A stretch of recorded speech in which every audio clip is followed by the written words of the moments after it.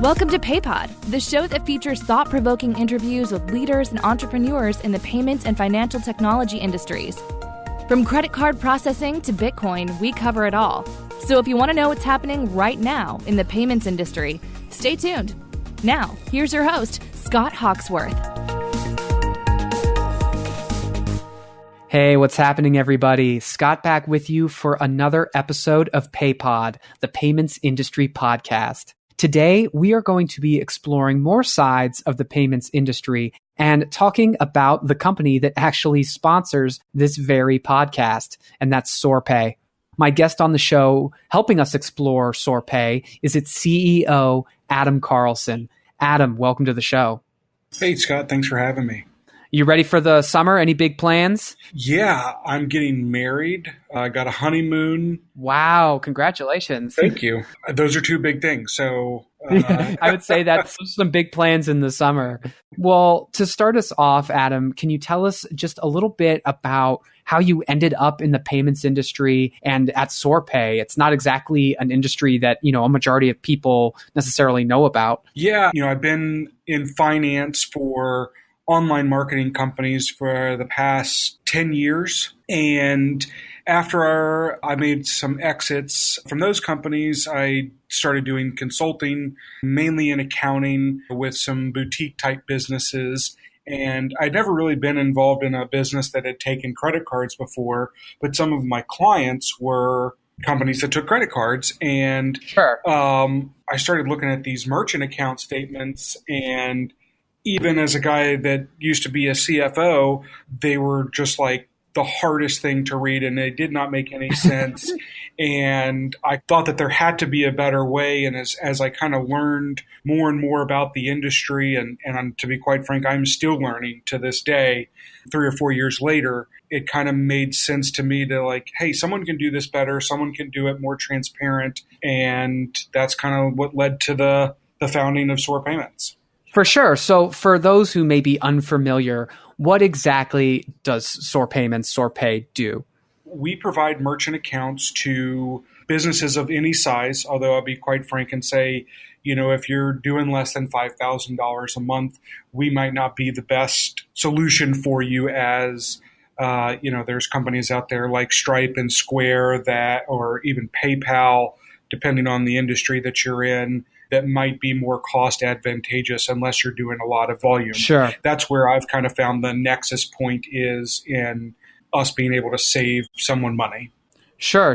And you help these businesses just processing the credit cards and all that good stuff, right? Yeah, everything from getting them set up with a merchant account to the equipment, whether it be, if it's a retail location, either a POS system or just a standard credit card terminal. And then if they're an online or e-commerce business, integrating with their shopping cart or providing them an online payment gateway, which would be for your telephone or mail order type businesses.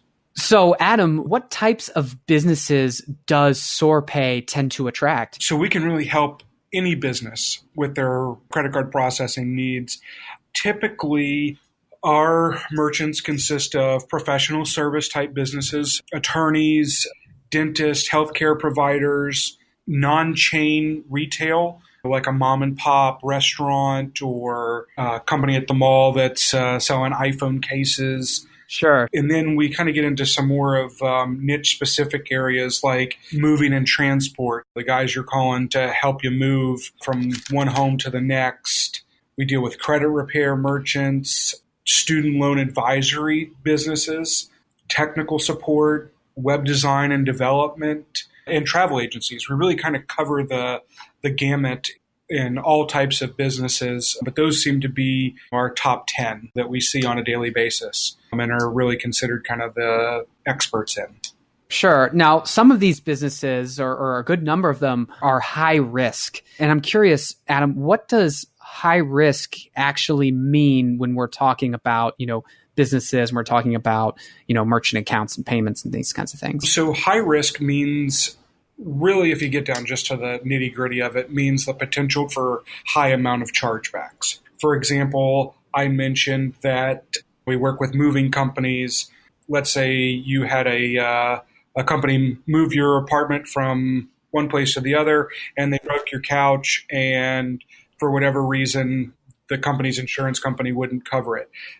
That customer is probably going to issue a chargeback or a dispute on their credit card, because they were unhappy with the service because you broke something of theirs. So that is really kind of what gets these businesses, either rightfully so or not rightfully so, categorized in the high risk space. And you guys specialize in helping them out. I'm curious, what are the unique needs of high risk or mid risk businesses, and how do you guys help them address that? A number of things. So one, we really try and understand exactly how the business is operating, which is kind of why we specialize in those niches that I just went over. And we help to try and mitigate the chargeback potential, and then also provide services so that they can adequately fight those chargebacks. One thing that's unique to our business is the banks that we work with, as long as you're acting in good faith as a business owner and fighting these chargebacks, and as long as that ratio doesn't get too high, and while our threshold is higher than most others, we can keep a merchant account processing, as opposed to other companies that would basically just close the merchant account, which would prevent them from operating because they can no longer accept payments. Sure. And that ratio, I'm curious. So that is the amount of charges you're getting to how many are getting charged back, right? Right. The total dollar amount of your chargeback is your numerator, and the total volume of your sales is your denominator. And that ratio right there is kind of what does that exactly. So now, businesses that come to you, do they know that they're categorized as high risk? And if they don't know, how can they figure that out? Is it just a matter of like, well, my account got shut down, or other merchant services just said no? I'm curious. Yeah, a lot of businesses know that they're already high risk. There are some that kind of are on the line that don't really know until they've gone out, and either we've informed them because we're the first company that they've talked to, or they've gotten declined by other merchant services companies. And, there's a lot of ones that kind of, again, like I said, they walk the line and they're just informed upon it. Sure. I'm curious, as a follow-up, you boast a 98.7% approval rate. How are you able to get that so high when you're working with these high-risk accounts that a lot of the other folks, are like, no, that's not for us? It's because of the relationships that we've cultivated with different banks. Every bank has a different tolerance level of the chargeback ratio, what types of businesses they're willing to work with. Bank A may not want to work with Industry Z, etc. So we've gone out and cultivated a number of relationships with banks and processors. So we really know that, hey, if you're in the web development or the SEO business, this is the best bank for you to go with in terms of price, in terms of them, not only us, understanding the business. So, Adam, why does Soarpay work with multiple processors and their sponsor banks? And how does processing underwriting work as it pertains to risk businesses? Kind of as I had alluded to in the previous question, is we work with multiple processors and banks so that we can kind of cover that breadth of coverage for all different types of businesses. And again, we know where to place each business so that they have the best possible pricing and the ability to process for the long term. As far as underwriting in these risk businesses, there is a little bit more of due diligence that's required. Not a lot of people understand that. Applying for a full-blown merchant account is essentially applying for credit, because we are giving the merchant their funds before we've collected it from the credit card company. So in these risk businesses, we look for a number of things. Typically in a lower risk, like a retail restaurant, as long as you got a bank account, identification, and a voided check, we can get you a merchant account. In these e-commerce or MOTO, mail telephone order type businesses, we go a step further. We want to get an idea of how the business is performing. So we'll ask for a copy of bank statements. And if the business is a startup, we'll want to see the bank statements for the principal, their personal statements. And, depending on the type of business, if it's like a nutraceutical or supplement type company, we'll want to see documentation that their product is safe. If it's a firearms business, we want to see their federal firearms license. So it's that extra due diligence that we're doing as we're deciding on a credit approval. And then, if a business is very large, we'll also want to take a look at audited financials aren't available. We'll also take a look at tax returns. Right. So you really just kind of dig in there and figure it all out. And you've got a whole process there that you follow, right? Exactly.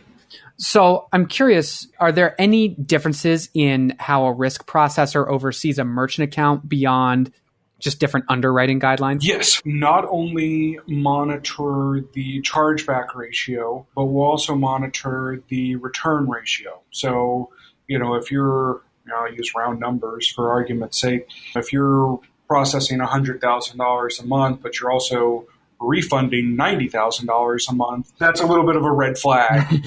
Right. And then we'll do some spot checks and follow up with some customers to make sure that everything's on the up and up. But we really try and take care of that on the front end so that there's no surprises for our customers or the merchants once they're approved and can begin processing. And I guess one thing that we also do is we'll do site visits. We contract with a company and they'll just come out and say, this looks like a legitimate business is run here. They'll come to your office and even if it's a home office, that's completely fine.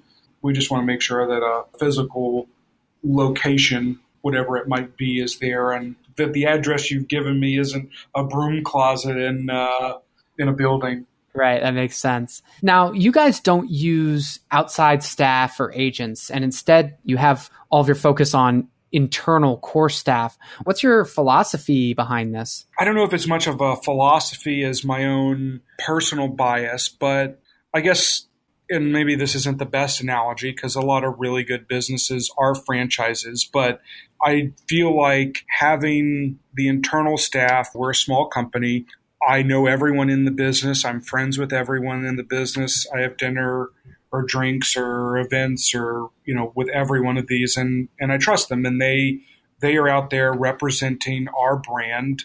To a smaller extent, they're representing me and I have their back and I know that they have my back. And I personally don't feel comfortable in just signing up an agent to work under our company that's, I'm going to pick a random state that I've never seen and I don't really know and trust them. And I feel like we can control the process a little bit better and really just provide a better customer service for our merchants. Yeah, that makes total sense to me. And I think it is actually a philosophy, and I think it's fair philosophy. And it kind of relates to maybe this next question, as a business owner myself, when I'm working with companies like Soarpayments and something goes wrong, or I have a question, or I want help as fast as possible, especially when we're talking about stuff when money is on the line. How do you guys all go about making sure every business that works with you gets the attention they deserve? Because you aren't outsourcing things. You guys are taking care of things in-house. Yeah, so a number of things. We've got an office, one headquarters, and we're located in Houston. So we've got the central time zone covered. We got a satellite office on the East Coast and a satellite office on the West Coast so that we can really kind of cover all normal business hours. And then if our office is closed, they always have a 24-hour phone number with the processor that they can contact them directly. And then lastly is we are on all of the social media outlets, and I actually personally respond to Facebook and Twitter after hours. In fact, I was chatting with a potential customer last night at 10 p.m. So we are almost always be able to be gotten a hold of, and in any case we are not, then there is a backup number for them to call if they are having problems. For sure. So bottom line, you guys just make yourself available and you've got people who are ready and certainly during normal business hours to take care of any issues. And then there are options if it's not necessarily normal business hours as well. Absolutely. Now, we talked earlier about high-risk businesses, and so much of this is about chargebacks. And you kind of were alluding to this a little bit earlier, but how do you help businesses deal with those chargebacks and maybe trying to reduce them or whatever it is that you might do? Sure. So one of our partners, chargeback.com, helps our merchants intercept a chargeback. So what they've done is created a system where if someone disputes the charge on their credit card, before it makes it all the way back to their merchant account as a chargeback, it allows them to intervene and try and solve the problem directly with the customer, whether that means fixing the problem and the sale continues to go through, just like nothing had ever happened, or if they need to refund that customer because they aren't happy with their purchase, that can also be an outlet. The merchants make that decision, and they have a certain amount of time to do that. And lastly, if for some reason a chargeback does come through, they help prepare the packet, which is called a representment packet, for fighting the chargebacks. So a lot of people, customers that are, they'll do what's called friendly fraud. They'll dispute the charge. They actually get 45 days to not have to pay for it on their credit card. And, meanwhile, the vendor or the merchant is having to deal with telling Visa, MasterCard, American Express, or whomever that, no, this was a valid charge and they agreed to it and here's all of our proof. So what we can do through our partnership with chargeback.com is package all of that back up and win that charge back for the merchant, which, I think I had mentioned earlier that we're one of the few companies out there that basically will help you. When we take into effect your chargeback ratio, we consider one chargebacks as a win. It doesn't increase your ratio unnecessarily, I guess is what I'm trying to say. Sure, that makes total sense. So you guys really, really do try to help with that issue. And I mean, it's so critical in some of these high risk businesses. So it makes perfect sense to me. Okay, I've only got a couple more questions here. This next one, I'm wondering if you could peer into the crystal ball, especially as CEO.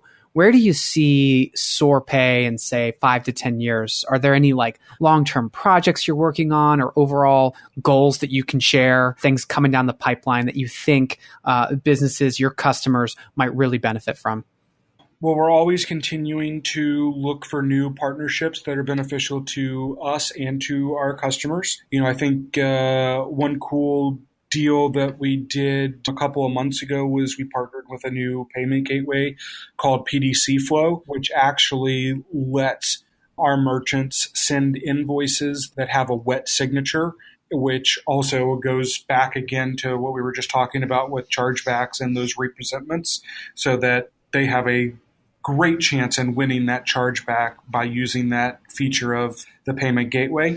And we want to continue to just be more well-versed in the industries that we already service, as well as find new ones and really kind of be the go-to company for any business looking for credit card processing. I'd hope in 5 or 10 years we've grown both in size, revenue-wise, and profit, which is part of business, and also, hiring employees, whether it be here in Houston or on our 2 satellite offices, and giving back to the community. Love it. So my last question here is actually a segment we like to end with where we do a fast 5 questions, rapid fire. So here we go.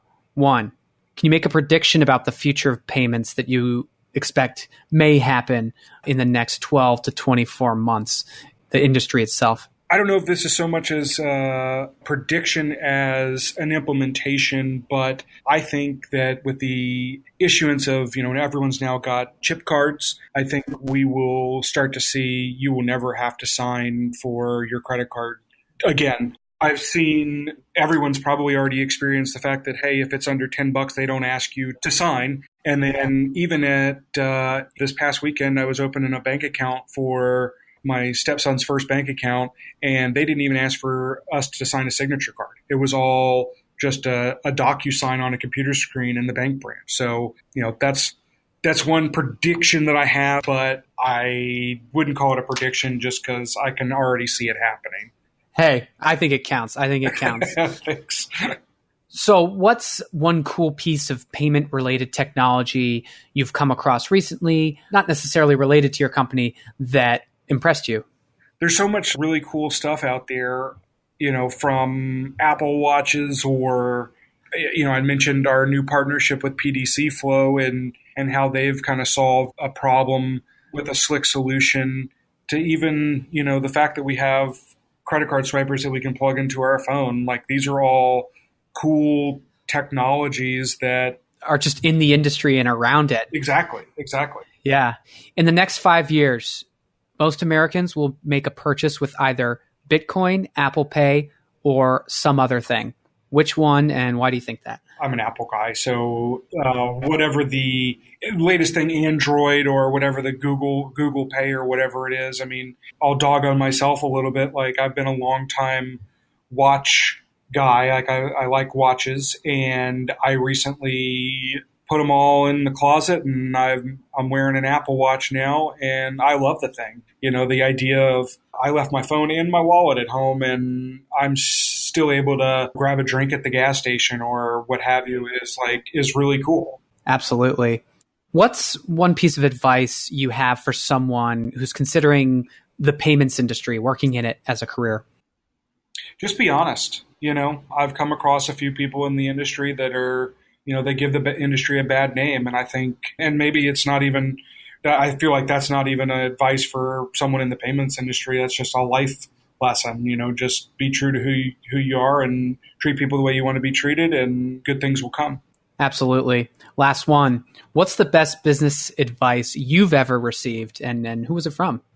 You ask hard questions, Scott. I don't think I could answer that. I've received tons of great advice from so many people over my career, mentors, bosses, investors, even employees. And I constantly learn new things about business every day. Maybe that's the advice. Be open to learn something new every day. I like it. At the top, you were mentioning, even just the payments industry, you're still learning, and you're busy running a business that's doing great in it. So, I think that's important. Yeah. And you don't know what you don't know. So keep your ear to the ground and keep learning. Absolutely. Adam, I wanted to thank you so much for joining me on the show today. Really interesting stuff. And it sounds like you guys are doing just fantastic things at Soarpay. And obviously I'm biased because, I'm hosting a podcast for you. But well, you're doing a great job at it, and we appreciate it. All right. Love it. Thanks again. All right. Thanks. So that's it for our interview today, which means that it is time to award our Small Business Organization of the Week. Each and every episode, we want to highlight groups and organizations doing great work advancing the interests of entrepreneurs and small business owners, helping business people connect, and more. These organizations are nominated by you, our listeners. So if you ever think of one you think deserves to be highlighted, don't hesitate to let us know. Send an email to scott@soarpay.com and we may just mention it. So with that said, I'm thrilled to share that our winner this week is the Women's Business Development Center, or WBDC. The WBDC is a 501c3 and a nationally recognized leader in the field of women's economic development. They were founded in 1986 in order to provide services and programs to support and accelerate women's business ownership, in addition to strengthening the impact of women on the economy by creating jobs, fostering economic growth, and building strong communities. This is done through a variety of centers that they operate. That's 2 women's business centers, a small business development center, a procurement technical assistance center, a veterans business outreach center, and Scale Up Aurora initiative. They also offer certification for businesses that are at least 51% owned, operated, and controlled by a woman or women. It's so important to have support for women entrepreneurs, and the WBDC is dedicated to just that. Bringing businesses owners together and offering services and advocacy for them is so crucial. To learn more or even donate, you can visit them at WBDC.org. Huge congrats to them on their selection, and keep up the great work. So that completes our show today. Thanks so much for listening, and don't forget to subscribe if you like the show. You can do so on iTunes, Google Play, and many other platforms. So until next time, I'll see you then, and thanks again for listening. Thank you for listening to another episode of PayPod, brought to you by Soar Payments. Soar Payments is a leading merchant services provider for e-commerce. high-risk, and hard-to-place businesses. If you'd like to get the latest PayPod episodes sent to you automatically, subscribe to the show via iTunes or Stitcher, or visit soarpay.com/podcast.